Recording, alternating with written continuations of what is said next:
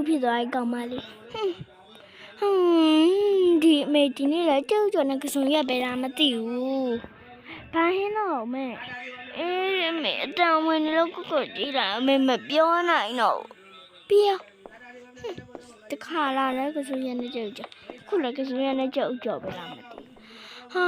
လာပြန်ပြီဒီကစုံရက်နဲ့ကြောက်ဆိုမဆောင်ဟေးတွားနေငါအမြဲကြောင့်ထမင်းကြောက်လာပုံနဲ့ငါအချက်ကွယ်ပြီးမပြင်းမစင်နဲ့လာနေအပြင်းစားတော့စောင်းကြည့်ကြမပတ်စံပါကံမကောင်းတာကသူကတော့မေကိုစဲနေတော့ကားတောက်သွားတာနော်ဟာလည်းကြည့်ရကြည့်ရငါမစားရတော့ဘူးလေစားတော့ဆိုင်လည်းပိတ်နေပြီတခြားဆိုင်ဒီဒီချင်းဆိုဖွင့်မှသေးတယ်ဘွားတယ်ကအမေကိုပြန်ပြောတဲ့အကျိုးကျေးဇူးပါပဲပြီးပါပြီဘိုင်ဘိုင်